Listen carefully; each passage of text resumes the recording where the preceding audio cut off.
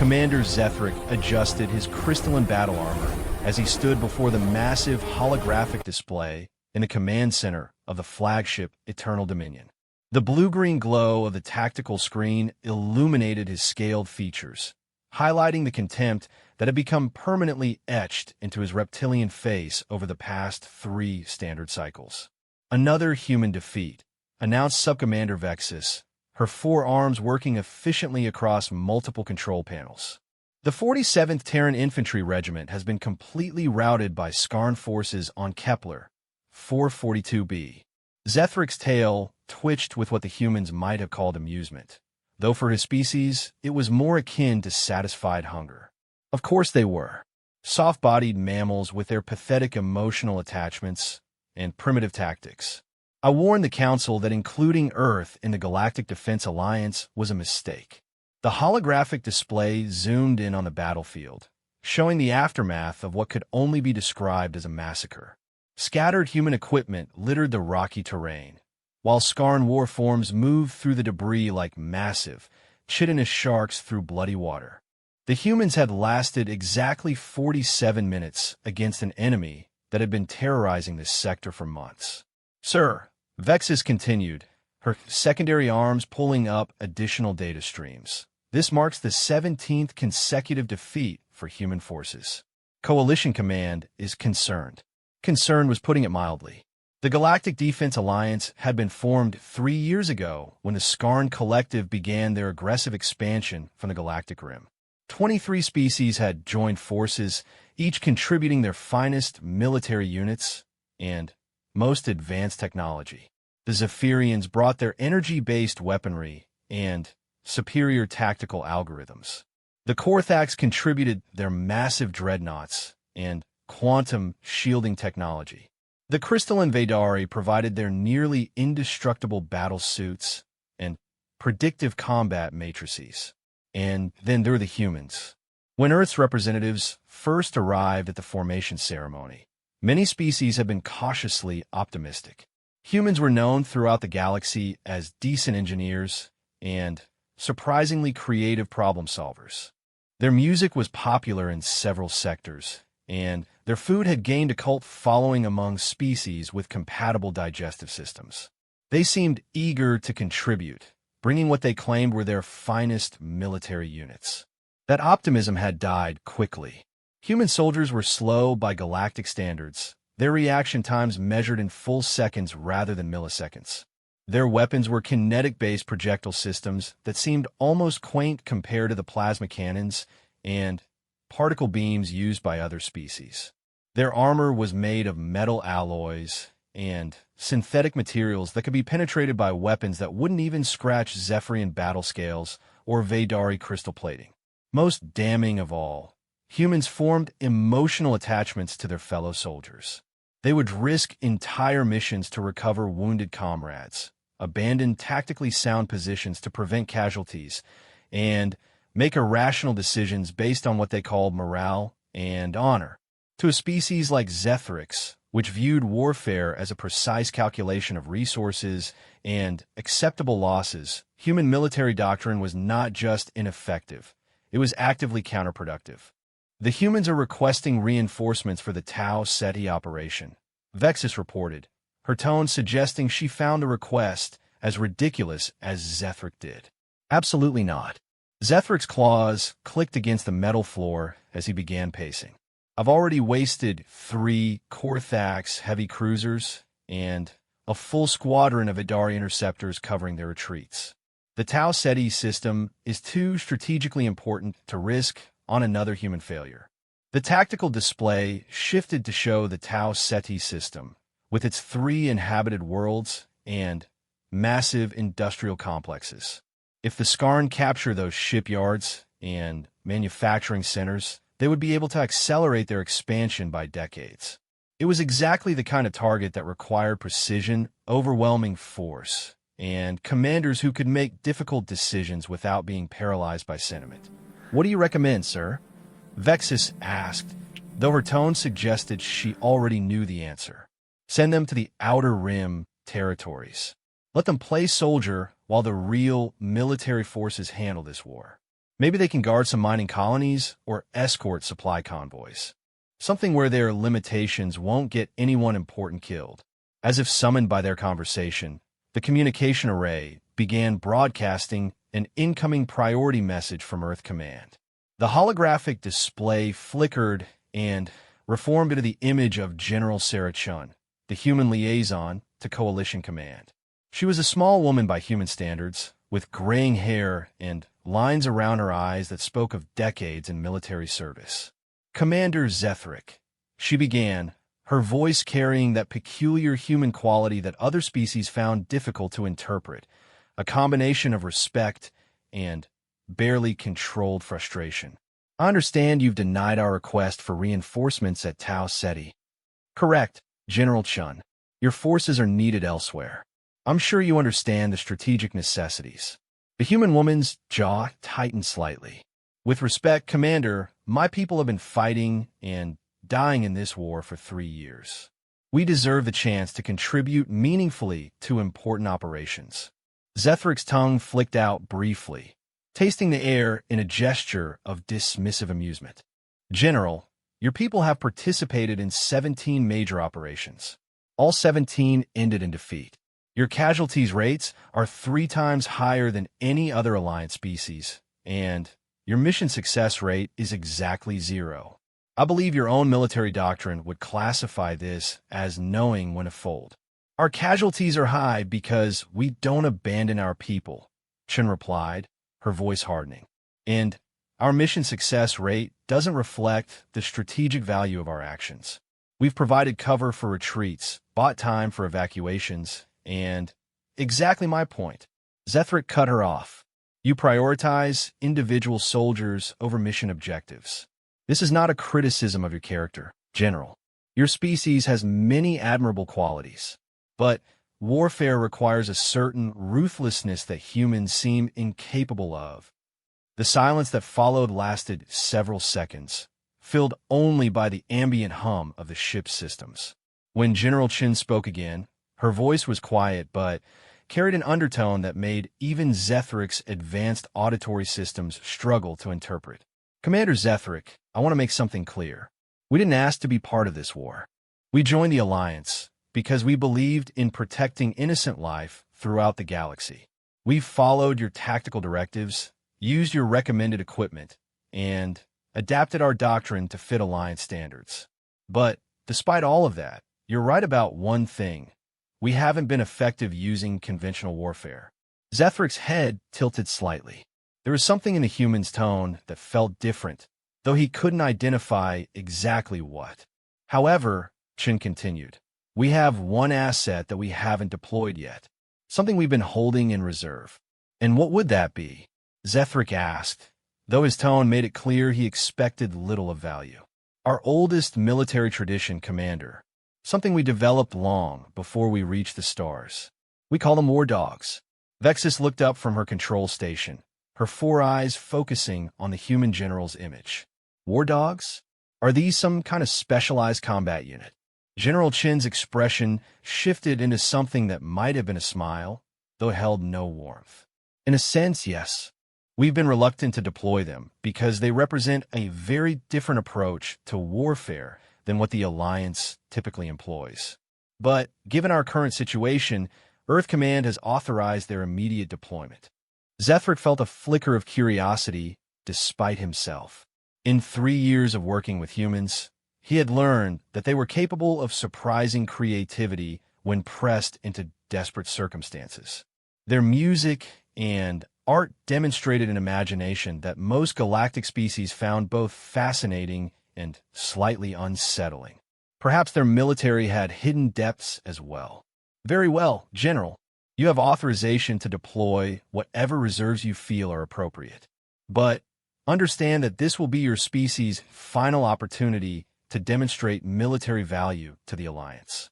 If these war dogs prove as ineffective as your conventional forces, Earth will be reassigned to support roles exclusively. Understood, Commander. We'll have them deployed to the Kepler 442b system within 72 hours to begin cleaning up the situation there. The communication ended, leaving Zethric staring at the empty holographic space where the human general had been. After a moment, he turned to Vexus. Research everything in our databases about human military history. Focus on any references to war dogs or similar terminology. I want to know what we're dealing with. Already on it, sir, Vexus replied, her primary arms working across multiple data streams. Initial search results are interesting. Interesting how? Well, sir, it appears that war dogs was an ancient human term that could refer to several different concepts. Sometimes it meant literal canines, domesticated pack hunters that humans bred for thousands of years. Sometimes it referred to particularly aggressive human military units. There are also references to mechanical constructs, cybernetic organisms, and something called psychological warfare specialists. Zethric's tail curled with growing interest. Continue monitoring their deployment. I want full sensor records of whatever they're bringing to Kepler 442b. As the flagship continued its patrol route through the contested space around Tau Ceti, neither Zethric nor his crew could have anticipated that they were about to witness something that would fundamentally change their understanding of human warfare, and force them to confront the possibility that they had been viewing their human allies through a dangerously narrow lens. 3 days later, the first reports began arriving from Kepler 442b. The Skarn force that had so decisively defeated the 47th Terran Infantry was no longer responding to communication attempts. Long-range sensors detected massive energy signatures and what appeared to be widespread destruction across the planetary surface. Most puzzling of all, there were no human ship signatures in the system. Whatever was happening on Kepler 442b was occurring without any visible human military presence. Sir, Vexus announced, her voice carrying a note of confusion that Zethric had never heard from his highly efficient subcommander. We're receiving a transmission from the surface of Kepler 442b. It's from the human forces we thought were completely destroyed. That's impossible. Our sensors showed total casualties. I know, sir. But the transmission is definitely from Captain Rodriguez of the 47th Terran Infantry. And he's requesting immediate Skarn prisoner transport because, quote, the war dogs have captured more enemy forces than we have holding capacity for. Zethric stared at the tactical display, feeling something he rarely experienced, genuine confusion. In all his years of military service, he had never encountered a situation quite like this. How had a defeated human force not only survived, but apparently turned the tables on an enemy that had seemed utterly dominant just days before? Set course for Kepler 442b, he ordered. Maximum speed. I want to see these war dogs for myself. The surface of Kepler 442b stretched out before them like a nightmare made manifest. Commander Zethric led the landing party across the scarred terrain, his advanced sensors working overtime to process the contradictory data they were receiving. The energy signatures don't match any known weapons systems, reported Lieutenant Kex, a young Vaydari whose crystalline form reflected the alien landscape in fractal patterns. And the destruction patterns are unusual. Unusual was an understatement. The Skarn had built their positions using their typical methodology. Massive, interlocking fortresses that could withstand orbital bombardment and provided overlapping fields of fire across the entire operational area. These structures were designed by a species that had conquered 17 star systems using overwhelming defensive capabilities combined with rapid counterattack protocols. Now, those same fortresses looked like they had been taken apart by something that understood their construction better than their builders did. Walls had been breached not by brute force, but through precise application of pressure to structural weak points. Weapons emplacements had been systematically disabled in patterns that suggested intimate knowledge of Skarn military engineering. Most disturbing of all, many of the defensive positions showed signs of having been turned against their original occupants. Skarn weapons had clearly been firing inward rather than outward during the final phases of whatever battle had occurred here. Sir, Vexus called from her position near what had once been the main Skarn command bunker. I'm detecting human life signs approximately 2 kilometers northeast of our position. Multiple individuals, all apparently in good health. As they crested a ridge that overlooked the designated coordinates, Zethric got his first clear view of the human encampment, and felt his worldview shift in ways that his military training had never prepared him for. The humans had established their base in a natural depression that provided excellent defensive coverage. But rather than constructing the kind of rigid, geometric fortifications that every galactic military doctrine recommended, they had created something that looked almost organic. Camouflage positions flowed with the natural terrain, and the entire layout seemed designed to be nearly invisible from aerial reconnaissance. More shocking than the unconventional architecture, however, were the prisoners. Hundreds of Skarn warriors, creatures that stood 3 meters tall and whose chitinous armor had been considered nearly impenetrable, sat in organized groups throughout the human camp.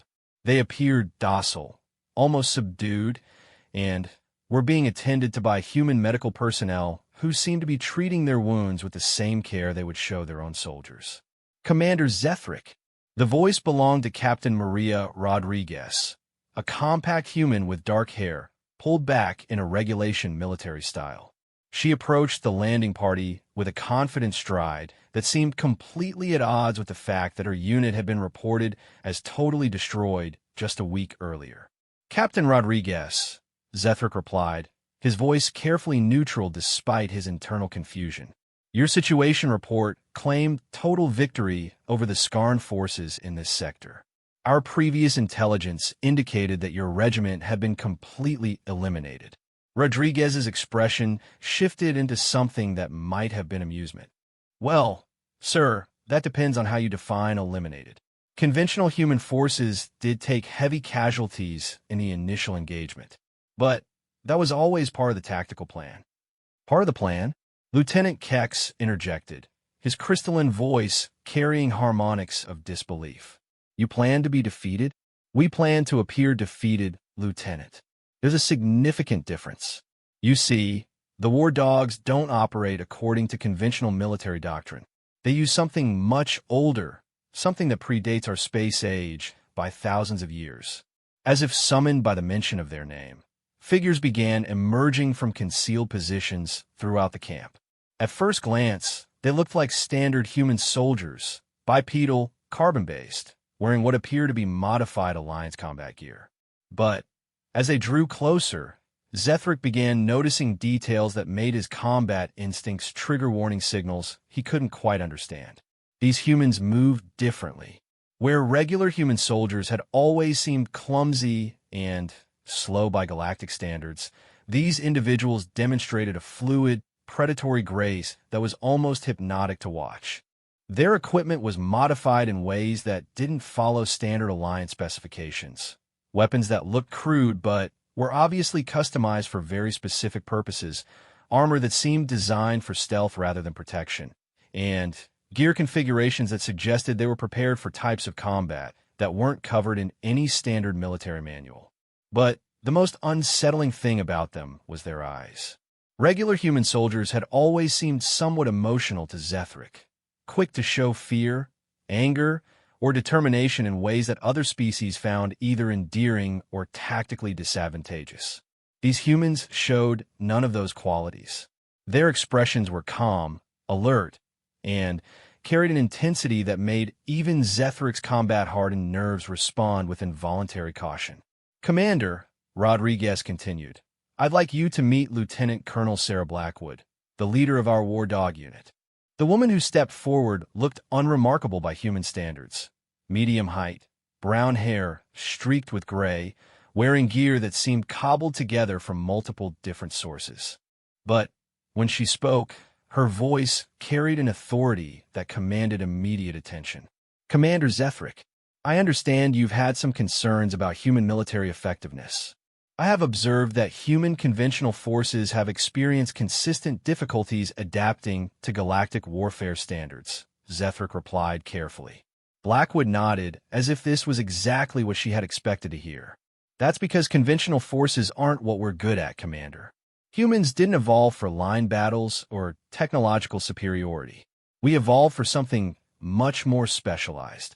She gestured toward the prisoner encampments where Skarn warriors continued to sit in organized groups, attended by human personnel who seemed to be providing food, medical care, and what appeared to be educational materials. We evolved to be pack hunters, Commander.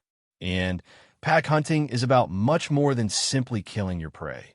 Lieutenant Kex's crystalline form flickered with patterns that indicated confusion. Pack hunting? Your species is known for cooperation, but the Skarn are individually superior combatants. How does cooperation overcome that advantage? Blackwood's expression shifted into something that definitely wasn't a smile, though it used the same facial muscles. Because pack hunting isn't about cooperation, Lieutenant. It's about understanding your prey better than they understand themselves. She led the group toward a section of the camp where human technicians were working with captured Skarn equipment. The alien weapons and armor had been completely disassembled, with human engineers studying each component with the kind of focused intensity typically reserved for scientific research. The first rule of pack hunting is patience. You don't attack immediately. You watch. You learn. You understand how your prey thinks, how they react, what they fear, and what they value. The second rule is that you isolate your target. Social creatures are stronger in groups, so you separate them psychologically before you separate them physically. Vexus looked up from her data recording. The initial human defeat, that was intentional? Absolutely. The 47th Infantry's job was to provide the Skarn with exactly the kind of victory they expected against human forces. Quick, decisive, overwhelming. It confirmed every tactical assumption they had about human military capabilities and made them confident enough to consolidate their forces in these defensive positions. Blackwood led them to an observation post that provided a clear view of the main Skarn fortress. Even in its current damaged state, the structure was impressive, a massive construction of metal and ceramics that could have withstood sustained bombardment from Alliance heavy weapons. But the third rule of pack hunting is the most important one, Blackwood continued. You don't fight your prey's strengths. You identify their weaknesses and exploit them ruthlessly. What weaknesses? Zethric asked, genuinely curious despite himself. Skarn warriors are individually superior to any single human combatant. Individual combat prowess was never the weakness we targeted, Commander. The weakness was their psychology. Blackwood activated a portable holographic display that showed detailed schematics of Skarn military doctrine, communication protocols, and command structures. The level of detail was extraordinary, far more comprehensive than anything Alliance intelligence had compiled after 3 years of warfare. Skarn society is built on rigid hierarchy and absolute obedience to authority. Their entire military structure depends on unquestioning compliance with orders from superior ranks. It's an effective system for conventional warfare, but it creates vulnerabilities that can be exploited if you understand how to manipulate the underlying assumptions. The display shifted to show communication intercepts, behavioral analyses, and what appear to be detailed psychological profiles of individual Skarn commanders. War dogs don't fight armies, Commander. We fight minds.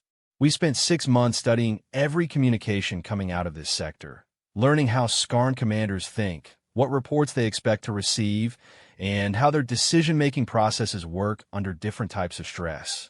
Lieutenant Kex's form brightened with recognition. Psychological warfare. But our intelligence divisions have attempted similar approaches without significant success. Because your intelligence divisions are trying to analyze alien psychology using logic and pattern recognition, Blackwood replied. That's like trying to understand music by measuring sound waves. Humans have something that other species seem to lack. We can intuitively understand how other minds work because we've spent millions of years evolving to predict the behavior of both prey and predator species. She gestured toward the prisoner encampments where Skarn warriors were engaged in what appeared to be casual conversation with human guards. Once we understood their psychological framework, the actual military operation became relatively straightforward. We fed their communication networks false information that confirmed their existing beliefs about human capabilities while slowly introducing contradictory data that created uncertainty among their command staff. We used their own weapons against their fortifications by exploiting security protocols they didn't realize we had observed and analyzed. Most importantly, we systematically undermined their confidence in their command structure by demonstrating that their leaders had made critical errors in assessing the human threat. Commander Zethric studied the prisoner encampments with growing amazement. The Skarn warriors weren't just captured. They were actively engaging with their human captors in ways that suggested a fundamental shift in their worldview. They're not just prisoners, he realized aloud. You're converting them. We're educating them. Blackwood corrected. Skarn warriors are intelligent, honorable beings who have been fighting this war because they believe it's necessary for their species' survival. Once we demonstrated that their leadership had been making tactical decisions based on incomplete information about human capabilities, many of them became interested in re-evaluating their assumptions about the conflict itself. The implications of what Zethric was seeing began to cascade through his tactical understanding like a virus corrupting a data system. Everything the Alliance had assumed about human military capabilities had been based on observing their conventional forces. Troops trained to fight according to galactic standard procedures using galactic standard equipment and galactic standard tactical doctrine. But humans hadn't evolved for galactic standard anything. They had evolved for something much more complex and potentially much more dangerous.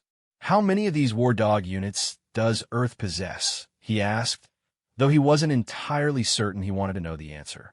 That's classified information, Commander.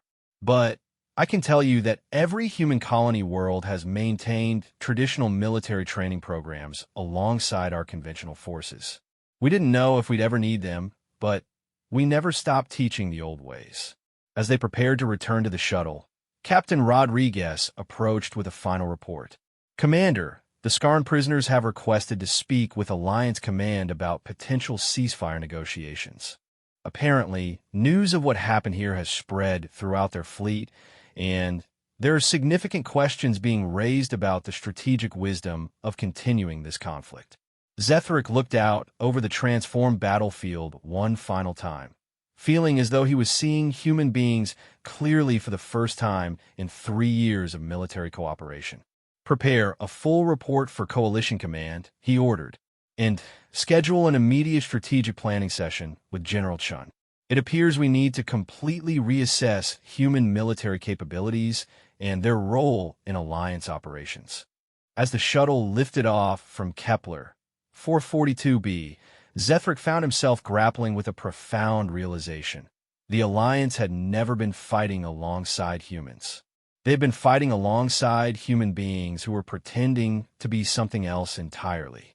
And if war dogs represented humanity's true military capability, then everything about the current strategic situation was about to change dramatically. 6 months after the Kepler 442b incident, Commander Zethric stood in the war room of Coalition headquarters, watching tactical displays that showed a galactic conflict unlike anything in recorded history. The massive holographic map revealed star systems throughout 3 sectors where the impossible had become routine. Skarn forces weren't just retreating, they were surrendering in unprecedented numbers and actively cooperating with Alliance operations. Current status report. He requested from the assembled staff, though he already knew the numbers would sound like fiction to anyone who hadn't witnessed the transformation firsthand. Admiral Thessarian, a distinguished Korthax whose shell bore the scars of decades in military service, gestured to the central display with one of his massive claws. The Tau Ceti operation concluded yesterday with complete success. Human war dog units infiltrated the main Skarn command vessel and convinced the entire fleet command to stand down.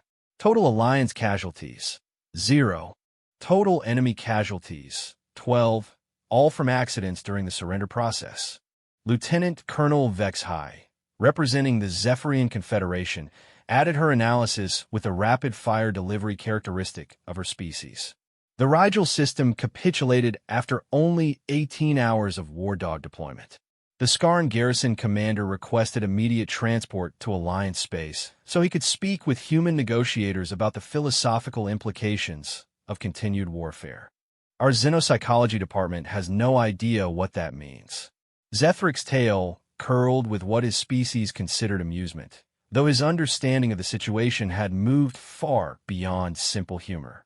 Over the past months, he had received hundreds of reports that individually seemed impossible, but collectively painted a picture of human military capability that challenged fundamental assumptions about warfare itself. War dogs operated in small units, typically between 5 and 12 individuals, and they seemed to achieve results that conventional armies couldn't accomplish with thousands of soldiers and massive technological advantages. They captured fortified positions without destroying them. They convinced enemy forces to surrender without actually fighting them. Most remarkably, they consistently turned enemy soldiers into willing collaborators who actively worked to convince their own forces to abandon aggressive operations. General Chun, Zethric addressed the human liaison. Your people have accomplished in 6 months what Alliance conventional forces couldn't achieve in 3 years. I believe an explanation is warranted. General Chun stood at the far end of the conference table, looking remarkably unchanged despite presiding over the most successful military campaign in Alliance history. Her graying hair was pulled back in the same regulation style she had worn during their first meeting, and her expression carried the same combination of professional courtesy and barely controlled frustration that had initially annoyed Zethric so much. Commander, the explanation is complicated because it requires understanding something about human history that doesn't translate easily to species that evolved differently. She activated a holographic display that showed the evolutionary timeline of human development, focusing on the period when early humans had transitioned from prey animals to apex predators on their homeworld. Most galactic species achieved intelligence while remaining specialists. You maintain the same basic survival strategies that had served your ancestors for millions of years, just with better tools and organization. Humans are different. We evolved as generalists who survived by learning to outthink everything else on our planet. The display shifted to show various Earth predator and prey species, with humans somehow occupying a unique position that seemed to overlap with both categories. We were never the strongest, fastest, or most physically impressive species on Earth. But we developed something that proved more valuable than any physical advantage. We learned to predict and manipulate the behavior of other species so effectively that we eventually achieved dominance over creatures that could kill us easily in direct confrontation. Admiral Thessarian leaned forward, his massive form shifting with interest. Are you saying that human military doctrine is based on predatory hunting behaviors? That's part of it, but it goes deeper than simple predation. Humans survived by forming complex social groups that could adapt their strategies based on detailed understanding of whatever they were hunting or whatever was hunting them. We became persistence hunters. We could track prey for days or weeks, learning their patterns, understanding their weaknesses, and eventually exhausting them through psychological pressure rather than physical combat. The holographic display now showed human war dog operations from the past 6 months, with data overlays that highlighted the patterns General Chun was describing. Small human units would appear in contested systems and begin what looked like routine intelligence gathering. But rather than reporting their findings to Alliance Command for conventional military response, they would initiate complex interactions with enemy forces that seemed designed to create confusion and uncertainty rather than immediate tactical advantage. War dogs don't fight wars, Chin continued. They solve problems. And the Skarn Collective represents a very specific type of problem, a rigid hierarchical society that depends on absolute confidence in their leadership and doctrine. Once that confidence is undermined, their entire military structure becomes vulnerable to cascading psychological pressure. Lieutenant Colonel Vex High's photosensitive patches flickered with patterns indicating deep thought. But how do they actually accomplish this psychological manipulation? Our intelligence divisions have attempted similar approaches. General Chen's expression shifted into what Zethric had learned to recognize as a particularly human form of subtle amusement. Because your intelligence divisions are trying to analyze and counter enemy psychology. War dogs don't analyze it, they experience it. She gestured to activate a new section of the holographic display, showing detailed behavioral profiles of individual war dog operatives. The data was unlike anything Zethric had seen in conventional military files. Instead of standard psychological evaluations, these profiles seemed to focus on qualities that had no obvious military application. Every war dog operative is selected based on their ability to rapidly develop what humans call empathy with other intelligent species. They don't study Scarn psychology from textbooks. They learn to think like Scarn, feel like Scarn, and understand the universe from a fundamentally Scarn perspective. Once they achieve that level of psychological integration, they can predict Scarn behavior with extraordinary accuracy. That sounds incredibly dangerous, Admiral Thessarian observed. How do they maintain their own psychological integrity while adopting enemy mindsets? The same way human persistence hunters maintain their sanity while tracking dangerous prey for weeks at a time. They work in packs. No individual war dog operative ever works alone because individual humans can't safely maintain that level of psychological flexibility without support from their packmates. The pack structure provides stability, perspective, and, most importantly, the ability to shift between different psychological frameworks as operational requirements change. The implications of what General Chen was describing began to settle into Zethric's consciousness like a slow-acting poison. Human military effectiveness wasn't based on technology, individual combat prowess, or even superior tactics in any conventional sense. It was based on their ability to understand and manipulate the fundamental psychology of their enemies at a level that approached complete psychological integration. General, he said carefully, are you telling us that humans can essentially become any other species psychologically? Within limits, yes. It takes extensive training, requires careful psychological monitoring, and can only be maintained for limited periods. But human cognitive flexibility appears to be significantly greater than what's typical for most galactic species. Admiral Thessarian's shell colors shifted through patterns that indicated both fascination and concern. This raises some uncomfortable questions about human operations during peacetime. General Chen's expression became carefully neutral. Human war dog training has always been classified at the highest levels of Earth military command. These capabilities have never been used against alliance species, and strict protocols exist to prevent such applications. But they could be, Lieutenant Colonel Vexhai stated rather than asked. Theoretically, yes. But so could Zephyrian quantum manipulation technology, Korthax kinetic weapons, or Vaydari predictive algorithms. Every species contributes dangerous capabilities to the Alliance. The difference is that human capabilities happen to be particularly effective against this specific enemy. The room fell silent as each species representative contemplated the implications of this revelation.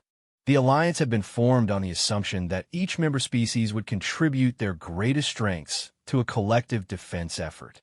But none of them had anticipated that one species might possess capabilities that were fundamentally different from conventional military thinking. Status of current operations? Zethric asked, partly to break the silence, and partly because he genuinely needed to understand the scope of what was happening. War dog units are currently deployed in 47 star systems, Chen replied. Average time from deployment to successful resolution has been 12 days. We've achieved complete operational objectives in 39 systems, with the remaining 8 showing significant progress. Scarn forces have requested formal ceasefire negotiations, and their leadership has indicated willingness to discuss permanent territorial boundaries. Permanent territorial, Bundari, Zethric repeated. 6 months ago, they were conducting total warfare aimed at galactic conquest. 6 months ago, they believed they were fighting inferior species for survival. Now, they understand they're facing something they've never encountered before, a species that can understand them better than they understand themselves. It's forced them to reevaluate their fundamental assumptions about the nature of intelligence, warfare, and their own place in the galactic community. Admiral Thessarian activated his personal communication device and spoke rapidly in his native language before returning his attention to the group. I've just received authorization from the Korthax High Command to formally request that human war dog units be assigned to our traditional territorial disputes with the Veltar Collective. Apparently, conflicts that have persisted for centuries suddenly seem resolvable. Lieutenant Colonel Vexhi's photosensitive patches began cycling through rapid patterns. The Zephyrian Confederation would like to discuss similar arrangements. We have several ongoing diplomatic situations that might benefit from human psychological expertise. General Chun held up a hand. Before we discuss expanded operations, I need to make something clear. War dog capabilities come with significant ethical constraints and operational limitations. These aren't weapons that can be deployed casually. What kind of constraints? Zethric asked. First, war dogs can only operate effectively against species they genuinely understand and respect. Hatred, fear, or contempt interferes with the psychological integration process. Second, every operation must have clearly defined objectives that respect the fundamental rights and dignity of all involved parties.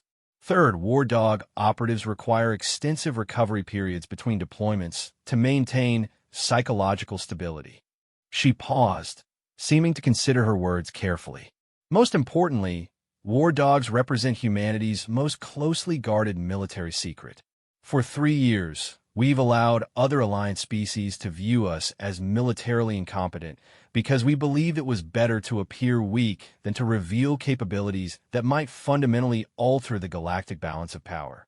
The room fell silent again as the full magnitude of this admission settled in. Humanity hadn't been failing at galactic warfare. They had been deliberately concealing their true military potential while secretly developing the capability to psychologically dominate any enemy they encountered. Why reveal this now? Admiral Thessarian asked. Because the Skarn War convinced us that some threats require our full capabilities, regardless of the diplomatic consequences. And because we've decided that the Alliance deserves to know who we really are. Commander Zethric looked around the conference room at representatives of species that had fought alongside each other for 3 years, and realized that everything was about to change. The Alliance had been formed as a partnership between equals, each contributing their unique strengths to a common cause.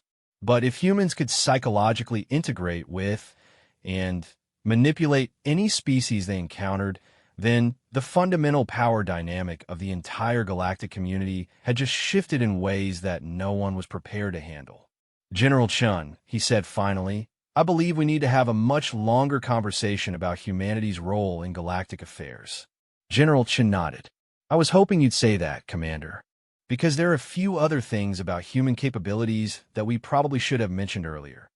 As holographic displays began showing data on human colonies throughout the galaxy, Zethric felt his worldview shifting once again.